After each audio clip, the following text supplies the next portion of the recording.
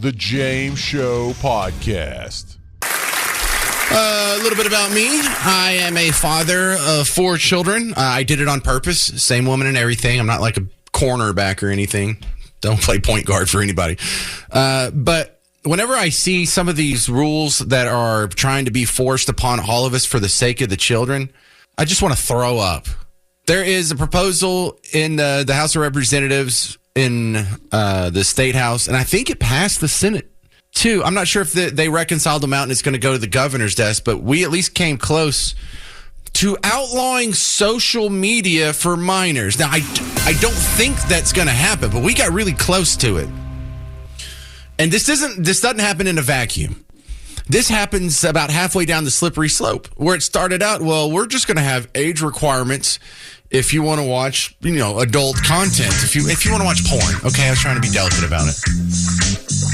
And so that's where it started, but did it stop there? Absolutely not. Now they want to have age requirements for social media, and God, this pisses me off so bad because you can't even do it if you wanted to.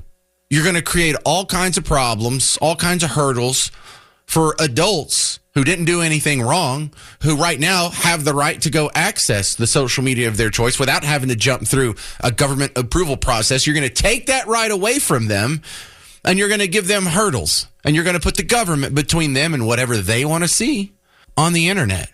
Now, I have so many problems with this. It's not that I think we should have 7-year-olds going through Snapchat and TikTok and seeing what all kinds of obscenities they can run across. Absolutely not. But that's not our two options. There's a whole lot of other things in the spectrum between 8-year-olds having unfettered access to social media and the government banning it for children. For one thing, the ban never works. For whatever ban and whatever way that you want to try and put up a hurdle, kids can get around it. I can get around it. I could have gotten around it when I was about 12 or 13. I was a little computer nerd when I was a kid. I was breaking into all kinds of stuff I wasn't supposed to. I was accessing other computers. I was doing little tricks and putting viruses on my teacher's computers, and then me and Gary would go giggle in the corner. So whatever you want to try to do, number one, it's not going to work.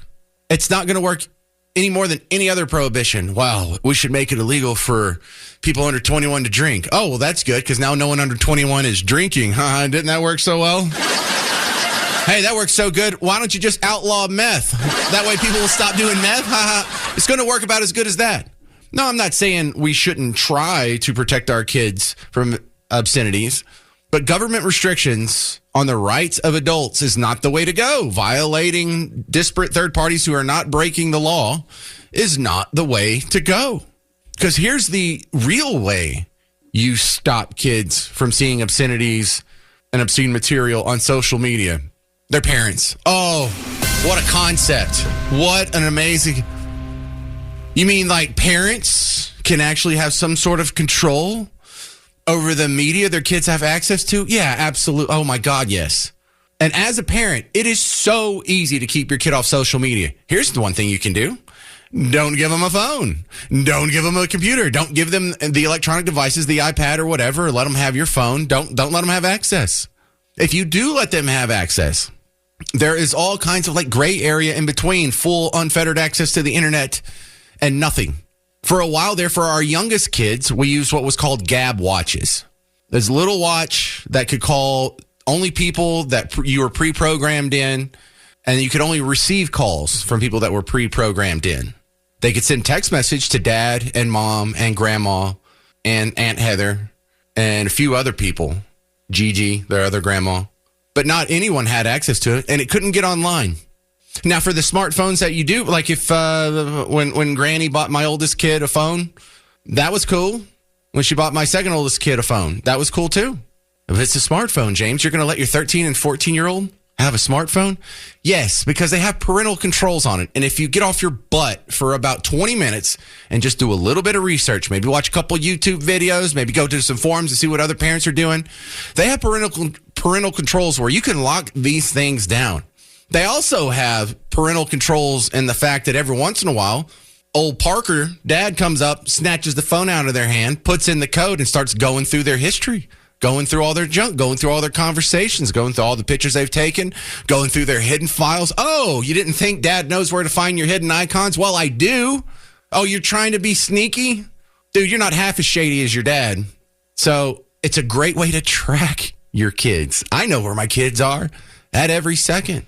Because I am a parent, and really Miss Parker takes the lead on this. Hi, Miss Parker. She's the parental controls wizard when it comes to their phones. I'm the guy that tracks them and tracks their browsing history and grabs their phone and goes through all their conversations. And I know where all the shady apps are and whatnot. So it's a team effort.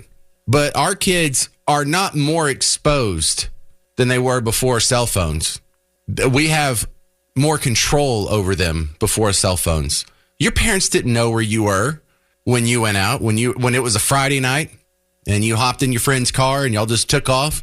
Your parents didn't see you again till what, 11 o'clock, midnight? In the meantime, how did they know where you were? They could probably try and call, I don't know, Brandon's house, or maybe you had like a beeper back then. But they never really knew where you were. I know where my kids are. Number one, because I know they wouldn't leave their phone behind in an effort to trick me. But number two, I'm tracking these fools all over the place.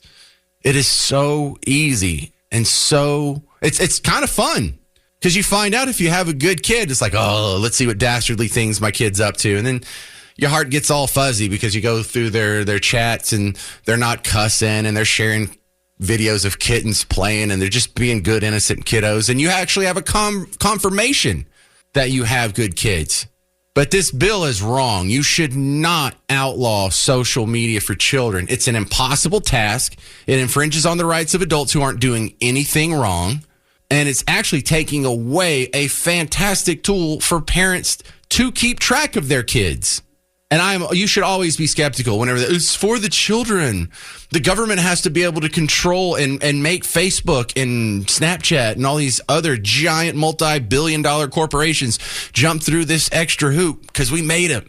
It gives you something to lobby. It gives you something for them to have to pay you off. Hey, please, how much do I have to contribute to your campaign to repeal this terrible law? But what's it all predicated on? It's about the children. Be skeptical of any law that their selling point. It's about the children. We've got to ban THC. Well, it's for the children. We can't cut food stamps. It's for the children. We have to restrict gun rights. It's for the children. No. Anything, whenever you tell me it's for the children, my default position is I'm opposed to it. What do you think? 800-288-9227. Should social media be banned for minors? I say no.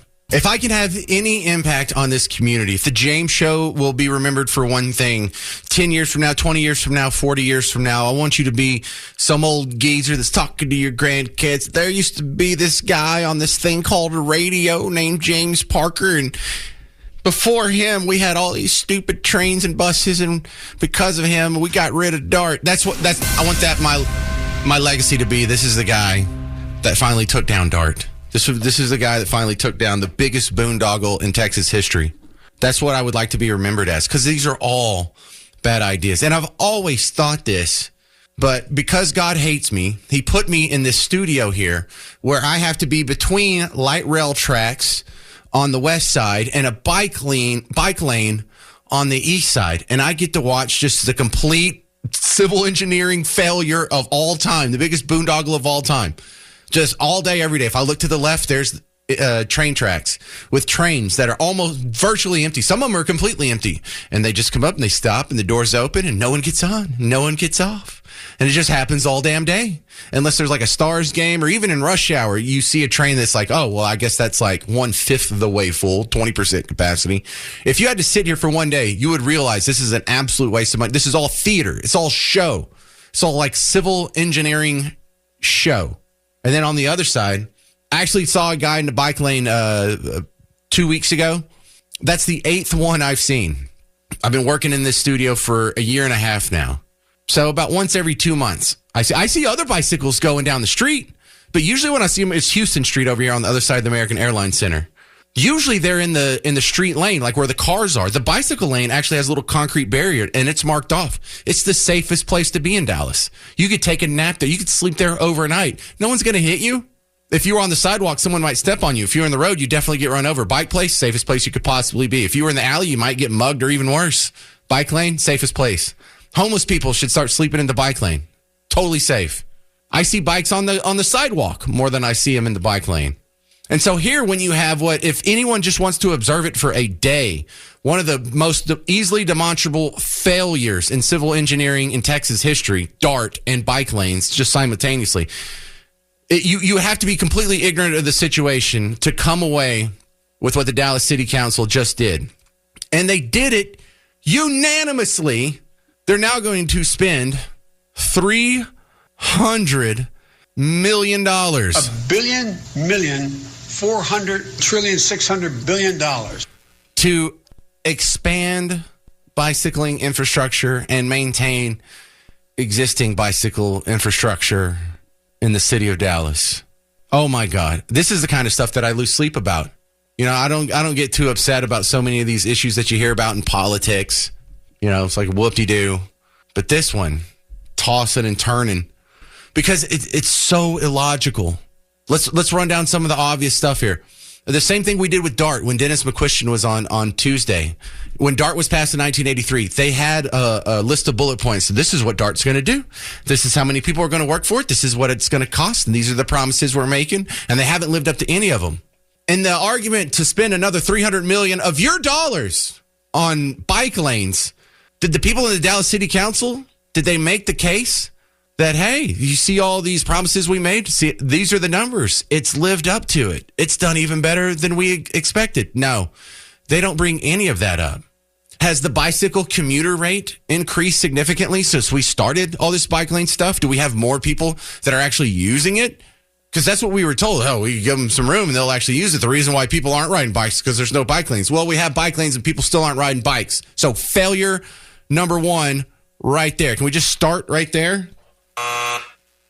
Has auto traffic improved? You know, for every person on a bicycle, they're not in a car. And so the flow of traffic for all of the rest of us losers in cars, has that improved? Nope, gotten worse.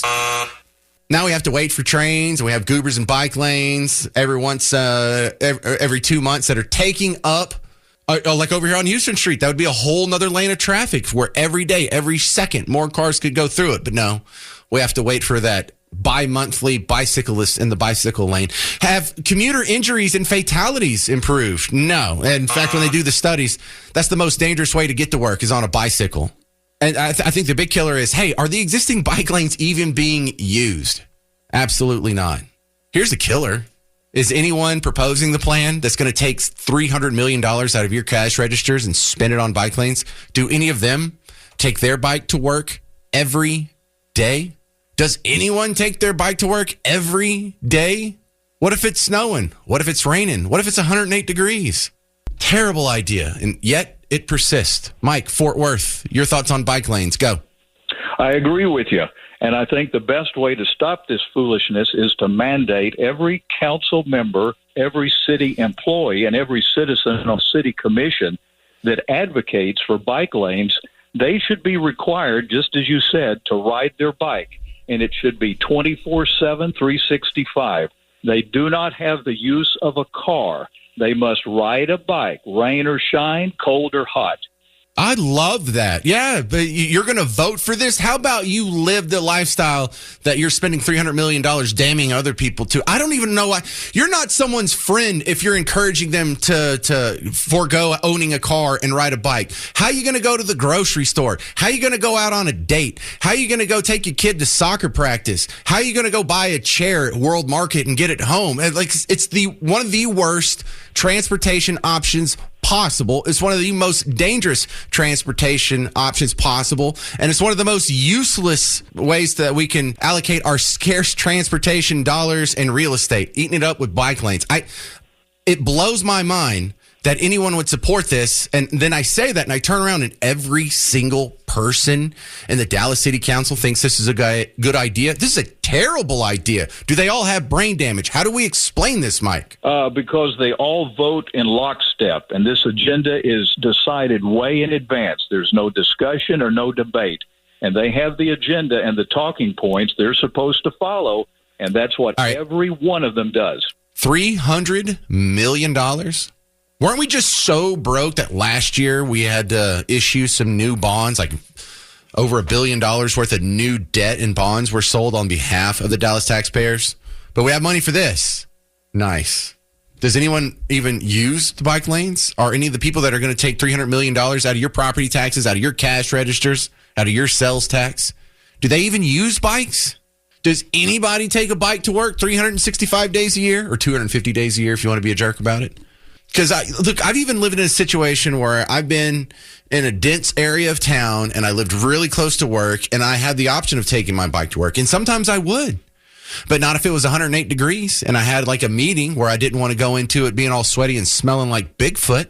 I definitely didn't take it when it was super cold. I didn't take it if it was raining.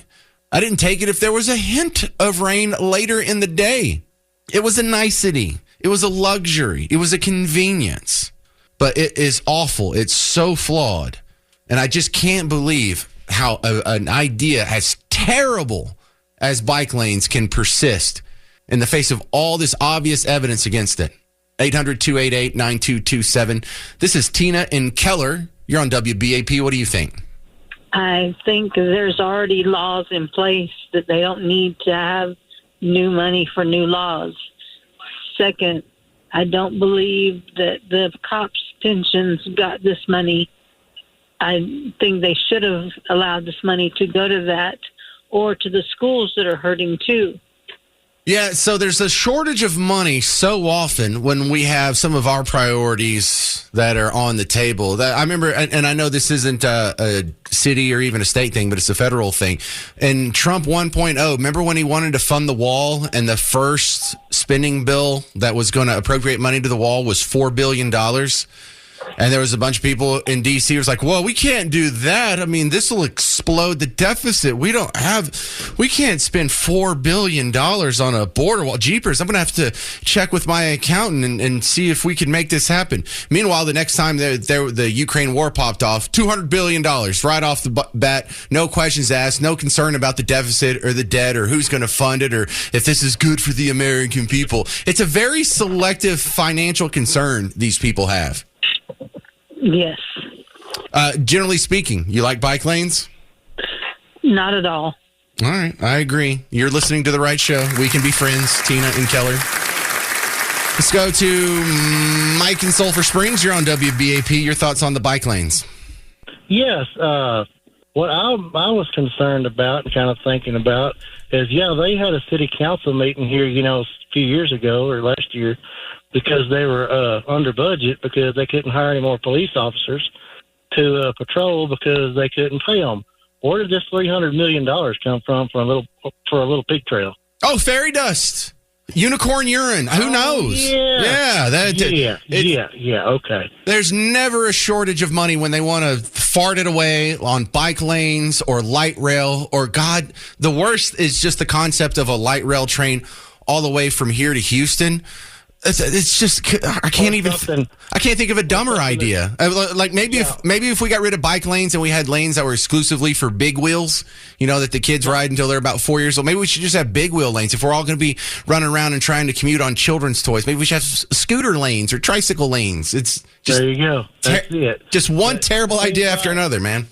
It seems like anything that makes sense to help out, we don't have the money for that, Right. What would improve our standard of living better, bike lanes or cops? What do you think about that one, Mike? Thank you.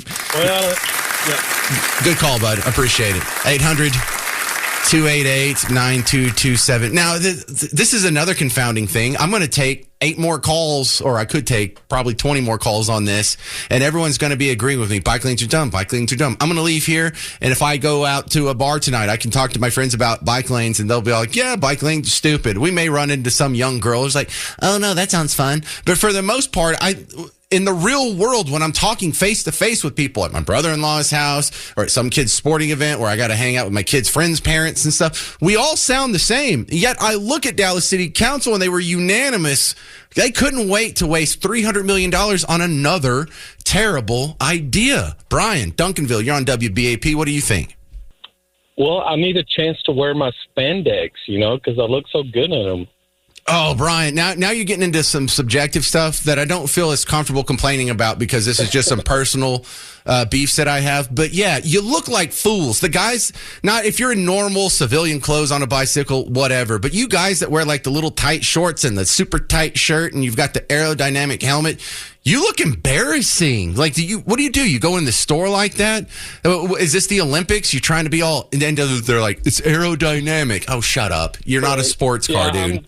I'm with you. I don't agree in spending the money on that or DART or any of that public transportation stuff. But if it was instead of a bike lane, if it was, let's say, a motorcycle lane, then I could get on board. That's all I have. Thank you. Yeah, right. At least motorcycle lanes, motorcycles run on gas and go fast, and people actually use them. 800-288-9227. These people just exhaust me. I have such a hard time understanding how terrible ideas persist like this. Just to let you know, I didn't write the article. I'm not trying to be funny here, but the mileage on these bike lanes is kind of silly. When you look at the roadmap here, like how many miles of bike lanes do they want? Do they ever tell you? Because the proposed bike network includes more than 500 miles of bicycling improvements, 179 miles of neighborhood bikeways, 118 miles of visually separated bike lanes, 108 miles of physically separated bike lanes, and 139 miles of trails. Funding is currently in place for 69 miles. That's what it says in Dallas Morning News. What do you want me to say? James in Plano, you're on WBAP. What do you think? I think it's ridiculous, but there's one way to justify that. They used to have those counters they put across the highway with a rubber tube on it. Yeah. Set them up in the bike lane. If you don't have at least 30 a day, 300 a month, or 10 a day, 300 a month, yank it out. God, that's so low. You realize 10 a day? That's like not even one every 2 hours. Put a number to it, but at least go out and make an effort to see how much they're being used. Like you said, yours is you basically want 8 of them since you've been there. So at least it's a report that would justify yanking them out. Yeah, there's no accountability. There's no metric. There's no stats on the back of their baseball card. They don't even get a report card. They just, whatever it is, they declare it a success. What if it's a train, it's a bus, it's a bike lane? Isn't this great? We should expand this. This is such a success. According to who? Good stuff, James. Yeah, let's actually measure this. John, also in Plano. You're on WBAP. What do you think? My question is, when you're talking about DART, are you including buses or you're just talking about the train? All of it. Okay. My thing would be just to cut back service initially. I mean, the stuff we've already paid for it. We've got the tracks. We've got the cars. I mean, the train cars. I mean, just cut back service. Like you said, rush hours when you see a little blip.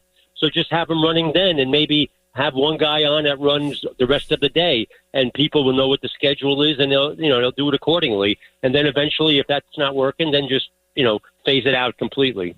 Well, see, the opposite happened. We started out with this scaled down schedule that was only, at the peak times. And then they eventually kept expanding it because it was we already know we don't have to try it, John. It failed on every iteration that we've tried. The only way I would relent on the idea of just pulling up all the tracks and writing an apology letter to the taxpayers and selling it back to public commerce, so they could put a McDonald's or something on there is if we privatize it. If we let some private company come in here and they decide when we run trains and where they're going to stop and how often they're going to run and how they're going to be policed and how much the fare is going to be and all that. Maybe if we tried to privatize it, but I already know that that's going to fail because everywhere we've tried that in other metropolitan areas, everywhere on planet Earth except for one train line between Tokyo and Osaka, they've all been not profitable. And it's sometime around like 1960 or so when trains stopped being profitable in the U.S. And then as other countries develop and people get cars and they have other options, it's an obsolete technology. It's just like windmills. It's just like the abacus. It's like something that used to be useful, and I can understand why people would think it's useful now, but it's not, and it's terrible waste of our scarce taxpayer resources because we've got $300 million for bike lanes, but we can't hire enough cops. Something's wrong with the priority data set there, John. No, I get that. What do you do with the people who, even though they're a small group, who rely on public transportation because they just can't afford a vehicle? What do we do with that? Well, if there's enough of them, then what we do is we relax street regulations to let private sector bus companies fill that gap. Or it could be a charity. Okay. You know, you could have like some guy that volunteers to drive the church van on Monday, Tuesday, and Wednesday, and we go pick up seniors from the senior group and we take them to the grocery store, to their doctor appointment or whatever. You know, I'm not saying we leave them all in the lurch. I'm just saying let's not put charity in the hands of the Dallas City Council, because they're doing a horrible job with the stewards of $300 million if they're throwing it at bike lanes. Yeah, I agree. And as long as you had that alternate strategy of having, the charitable or private to take care of the people that need it, that's perfect, because the money that's being spent is ridiculous. Well, if there's a demand for it, if there's enough of these people, like some people claim, then some evil capitalist pig will come in and they'll fill that demand in the marketplace, and we won't have to worry about it. There will probably be better service on cleaner buses that may even be cheaper and faster than what we're seeing now. But at least, John, you and I don't have to pay for it against our will. All good points here. And I can already tell you where I'm starting tomorrow. Another stupid boondoggle that I just saw on, this was on the Dallas Express. The Dallas City Council just agreed. They voted 12-3. What was this? Yesterday. To provide $5.5 million for a WNBA. The Dallas Wings is our WNBA team. For their practice facility, and this isn't even like to build it. This is $5.5 million for the design of a training facility, which is expected to cost $48 million. And God forbid if we have to pay for that too. If we are on the hook and we think it's so important that we help with the design of a practice gym for a WNBA team that loses money every year, but we don't have enough money for cops, something's wrong with the way Dallas is being run. All right, I'm out of time. What a great show. You guys were fun. 800-288-922. Don't call. I'm about to get off the phone. I meant to say, if you want the Rhino list, send me an email, james@wbap.com. If you have a suggestion for the next James Show meet and greet next month, also james@wbap.com. Now, stick around. Mark Levin's coming up next. I'm James Parker. It's News Talk 820 and 93.3 FM, WBAP.